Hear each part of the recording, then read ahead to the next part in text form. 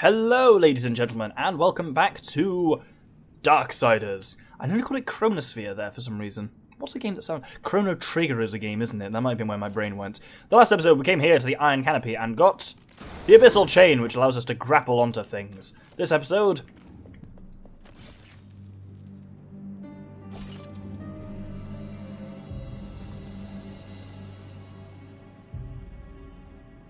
What I was going to say is we learnt that the life force of 5 spooky spiders is guarding a large door. This episode we're going to be tracking them down, and indeed, one of the other features of the Abyssal Chain is the ability to swing like this. This thing is basically a combination, and you have to be grappled onto the demon spawn there, it's a combination of the hook shot and the grappling hook from Zelda games. Because you can point and shoot and it will pull something towards you or you towards something, or, from certain points, you have the ability to swing, which is quite cool. Generally, it will kind of target itself, which is quite nice. Anyway, this room. Over there, we've got 2 spooky plants. Be aware of them, and a chest behind them. That's kind of our goal for now. But we need to head up here first. And if we swing over here, there is a chronosphere. So there's 2 types of grapple points. Blue ones you swing on. Red ones, well, orangey red ones. Come on, come on. You can aim with the right stick, but also if you're just looking at it, targets directly. So, red ones you just get pulled towards. And up here, there's a nice special looking chest. It's been a while since we got some of this. The Abyssal Armor. I believe that's our 7th piece. I should check that. And that's not the right button to check it. Yep, 7 out of 10. We're already getting there, because we're getting towards the end of the game. So, we can now activate the Chronosphere and use this chain of grappling hooks to swing over and past the plants. Ooh, there we go. God, it did start descending down. That's a bit creepy. Let's crack this chest open. And it contains a Beholder's Key. We saw where the door for that was last episode. Another green chest. They must think we're really shit at this game. They're giving us quite a lot. Getting back over is a little bit more difficult. You just kind of have to get eaten by the plant and then break out. I'm sure there's a better way of doing it, but I sure as hell can't figure it out. That wasn't the... Is that Beholder's Key door I was thinking of? I don't know. Certainly, that one works, though. Yes, it was. So, when we came in, we fell down there originally.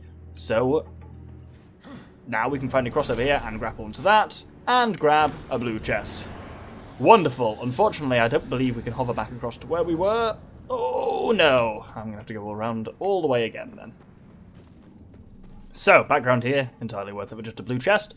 If we go through here, we end up back in the Grand Chasm. But now the Grand Chasm is much easier because we can cross it using a chain of grapple points, which is very nice. There's the spooky door with 3 small spooks and... 3 1 spookies and 1 2 spooky. Ignoring all of that, we can go to the right here. Is this where I want to go? Maybe it is. Let's find out. Yes, it is.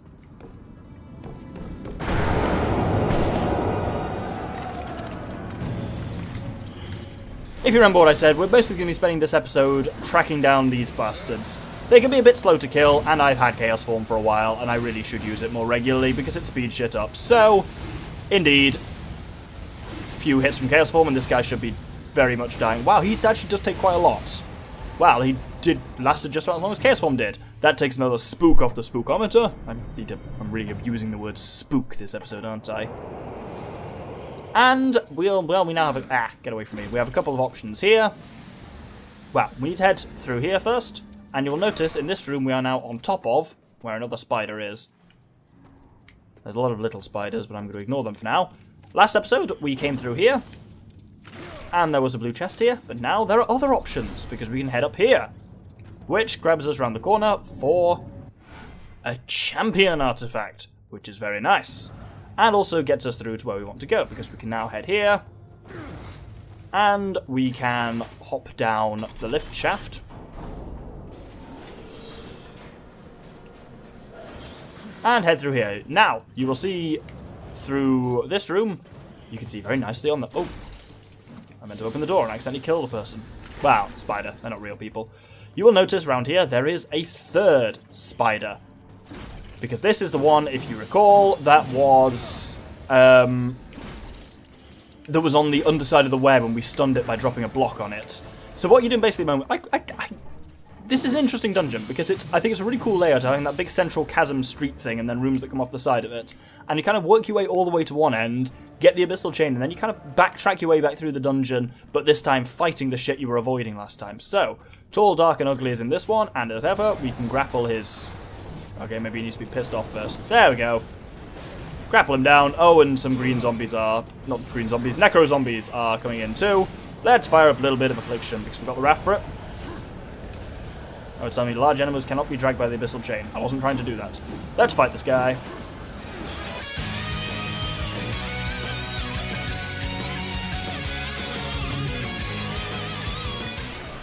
Wonderful! Third spider down. Oh, there's still enemies. Get the fuck away from me. Third spider down.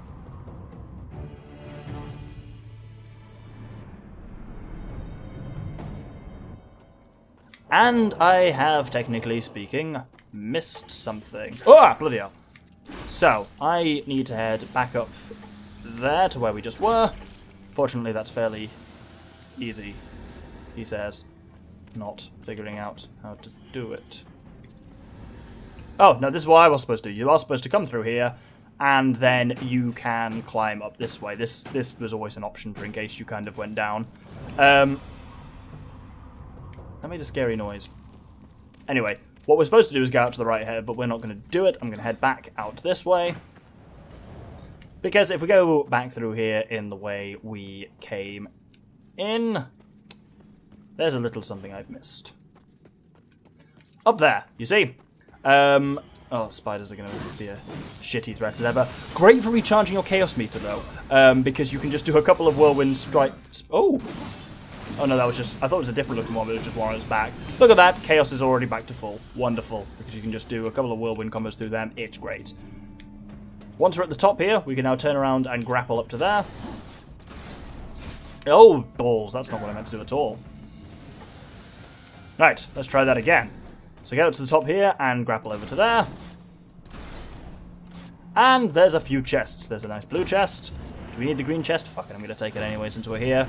And there's also a special chest, which contains the Horde Seeker. That is the... what's it called? Compass! So that reveals all chests on the map. You can see there's a fair few through here. But that's not... That is... Is that where we want to go? Or no, we want to go here. Because this takes us to the room we were just in, where we fought the spider. And now, having fought the spider, we can proceed as normal. So, we want to turn around and come through here. There we go. And now we can climb this section again. Come on. There we go. And if we just head through this door here... Ow. You will notice we are back in the Grand Chasm again. But we're at kind of the section of it near where we started off. And we can now grapple, which makes getting around here a lot easier. So through there is just a little area we started. Now we have this grapple point here, which means we have access to a number of chests over here. One of each colour, so I'm going to take the blue and the yellow. Obviously I'm fine for green for now. Now what do we want to do? We want to head, I think, through here, because you will see on the map there is the final spider through here. This is actually the first one we found, because we do pretty much do all the spiders in reverse order. That was fun. This one's up on the ceiling. And when you fight it, it falls through the floor. I think that's to prevent you accidentally using, or deliberately using chronomancy in combat. I have no idea how it works if you use a chronosphere during combat. And we're not going to find out. I'm going to rinse this guy pretty quickly with chaos form. And because we fell through the floor, wow, obviously first it takes one off the spooky meter. So there's only one left, and it's larger than the rest, which is not at all sinister. We're now in a new area because we fell through the floor. There's a chest behind us, and a large circular arena-like room in front of us, which is of course not a great sign. And also this door indicates there's one considerably larger spider left. Of course that pile of crystals is completely innocuous, don't worry about it, really.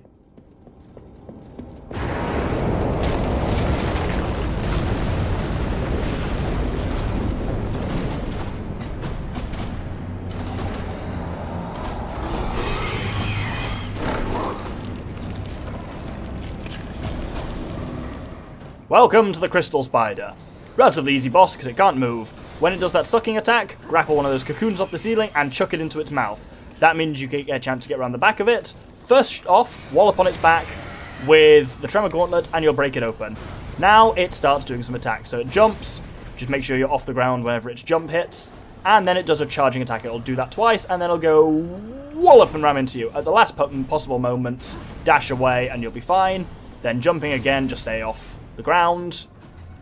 And then eventually, it starts sucking again, which means grapple a cocoon off the ceiling, launch it into the gob, and now you can get round the back and do some serious damage to its undersides. There we go, that was a nice bit of damage. Repeat this process 3 times. Something about this thing looks very Metroid. I think it's partly just like the way the crystals look, feels very kind of, what was it called, Thardus? The big ball of rocks, where one of them was made of phazon, and you had to like use the X-ray or thermal visor to find the phazon one. This whole dungeon feels very kind of, this whole game in some ways feels very Metroid Prime. I think that in part I'm always going to feel Metroid Prime for games which are, for want of a better phrase, quite lonely games, which Darksiders is. Like, obviously not quite to the extent of Metroid Prime, but there are other characters in it, but largely it's you exploring a lot. It's basically you and enemies, and not much music beyond like atmospheric music. Obviously the music in Metroid Prime is more present than the music in this, but yeah, that's probably there's probably a number of reasons why these games remind me of those.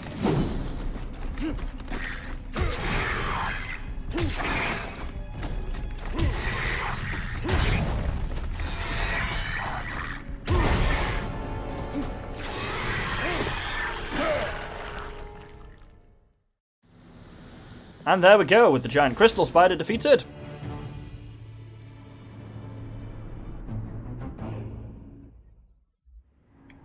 Over here. Thanks, Watcher. I had no idea where to go.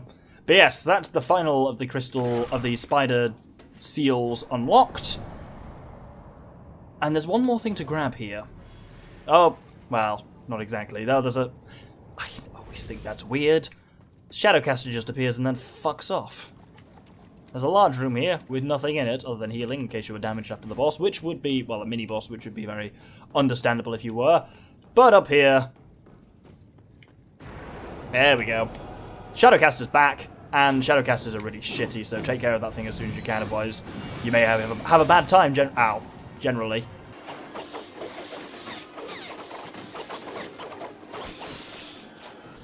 With the Shadowcaster dealt with, various things appear. There's some Necro Zombies. Apparently there's only one single Necro Demon. I said Necro Zombie, but I meant Necro Demon. There we go, a few more things are coming in now.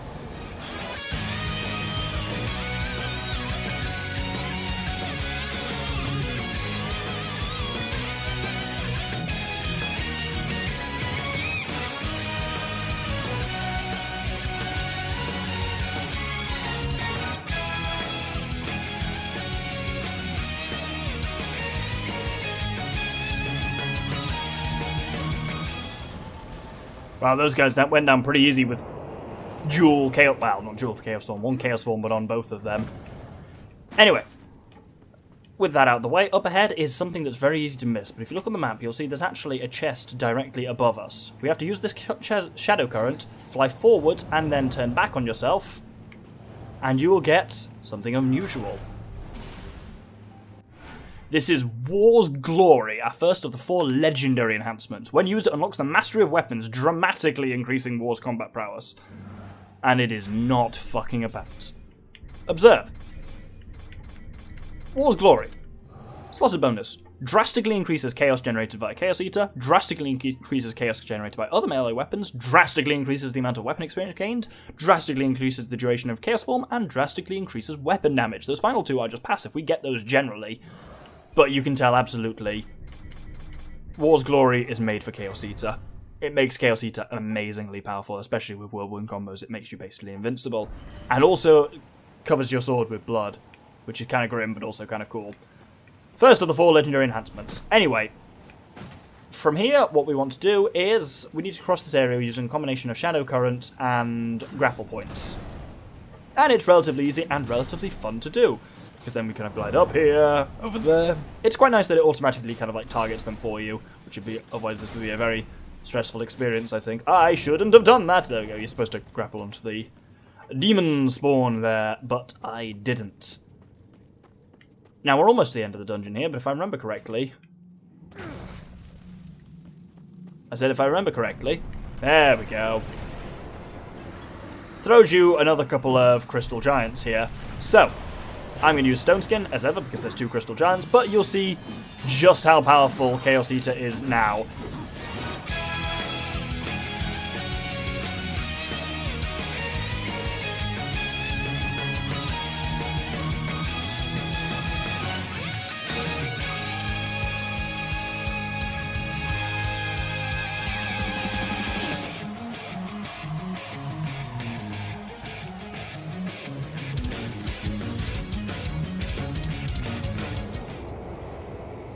See, even when you're like all demoned up there, like all chaos formed up, you can just see how much longer you have in chaos form.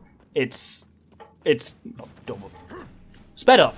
What was I talking about? Demoned up? That doesn't make any sense.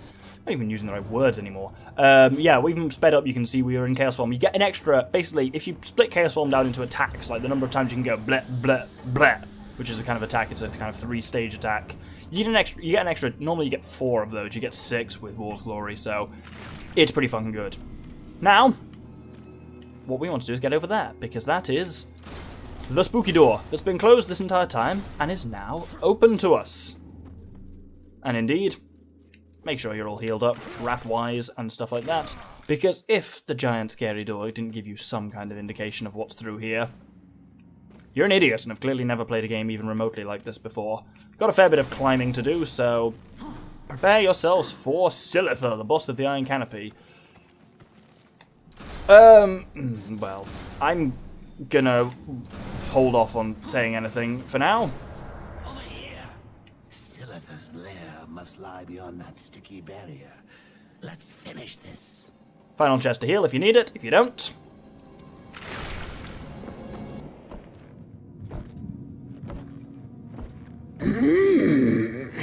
You honor me with your presence, horseman. There are so many stories about you.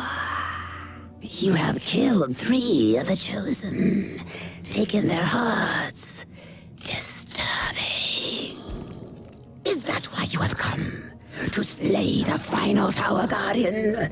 To take my heart? Did Samael tell you how he came to bear his tainted blood? Why his accursed power beats within our breast? It is not the tower that the Chosen protect, horsemen. Our charge is to prevent Samael's return at any cost. You may kill me and return to Samael with my heart, but in him, you will face a threat greater than all the Chosen combined. I did not come for your counsel, Spider, or your stories. My children will dance to the music of your screams.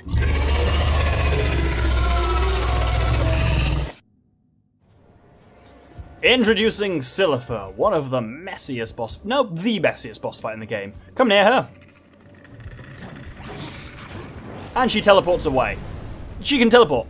And she teleports around the entire map. The only way to get close to her is to use the Abyssal Chain. Once you've done a nice bit of damage to her, she will teleport around the place. She'll slam down from the ceiling, teleport again, appear, disappear. When she's close, grapple her and leather her. This is it. This is all there is to it, and it's a bit of a mess. As for Silitha herself, it's another one of those classic things of a character reveals something which should be interesting, and War utterly does not respond at all. If there were needed any proof that War has utterly no character and personality, there it is. Because most would be like, wait, shit. Because the whole time you've believed, much like War is supposed to have, you believe that the Guardians have been protecting the tower, like the Chosen have been protecting the tower, but they're not. They're protecting, well, they're stopping Samael from coming back. which means what we're doing could potentially be very interesting, but no, War doesn't respond to that at all. He just does his "I'm a really badass character" line, and that's about it. As you can see, this fight, I'm not kidding when I call it a huge mess. Have you worked out the trick yet? You know she's going to be there for long enough.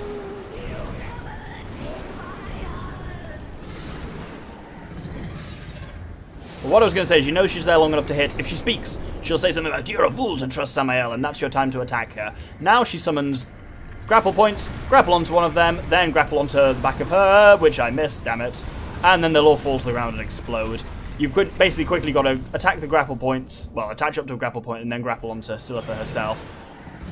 Other than the grapple points falling on you, this phase of the battle, nothing bad can happen to you. Silitha, without a doubt, the worst designed boss fight in Darksiders.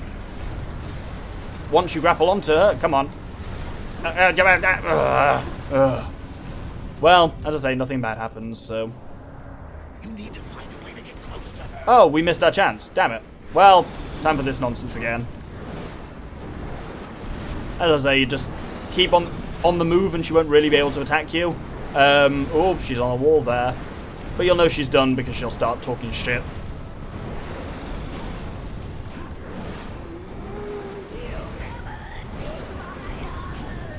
Oh, she doesn't... Okay, she doesn't do the attacking yet. She just goes straight into the ceiling.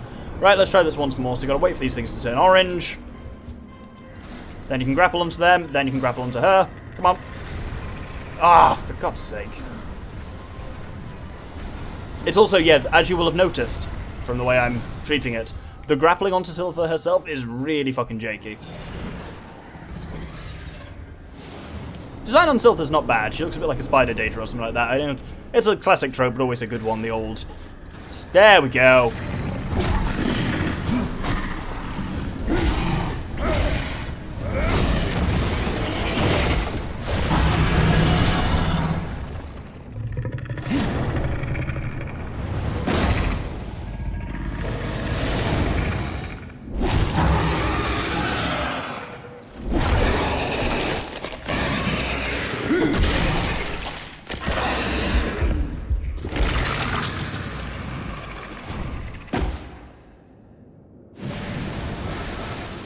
And there we have it. Samael will be waiting for the last heart. You think he's going to let you live long enough to collect on your end?